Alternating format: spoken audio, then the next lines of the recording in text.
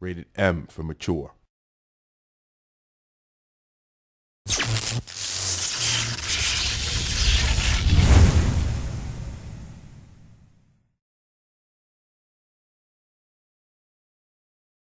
There you are. Afro Samurai. Is that what they call you now?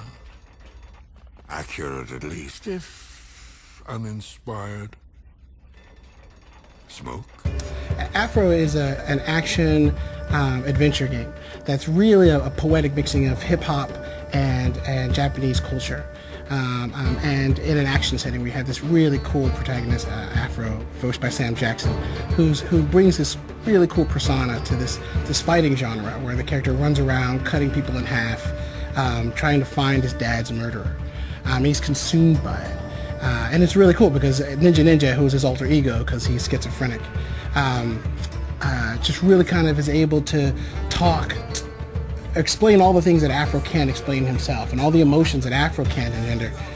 Sam Jackson does in a very colorful way. We're an M-rated game, so the color is really out there.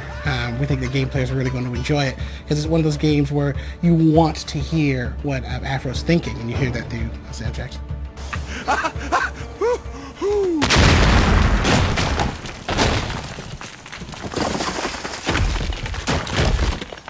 Tell me that wasn't my fault.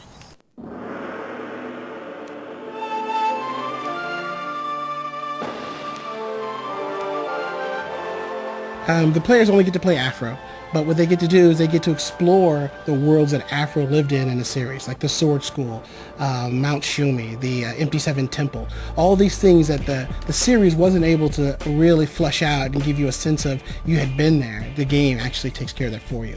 And we let you play every major venue from the series and beat every villain in the series. So you're actually, once you see the series, even the new iteration, we want you to put down that television remote and pick up the game controller and play the series, and we're the closest iteration that you could possibly get to.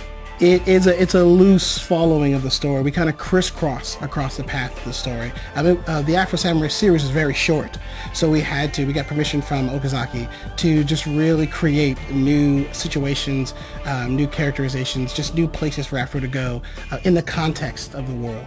What makes Afro stand out in the genre of action and adventure is the combat system is amazing.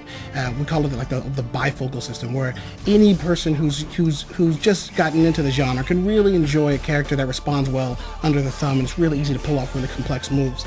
But the hardcore players who really want to be able to pull off combos, but not just button mash, those guys are rewarded. Afro has almost 103 moves, about 30 base combos. He can do some amazing stuff. And we just think that it's one of those movies where everybody gets to the end and says, hey, I enjoyed it, not just the smart people.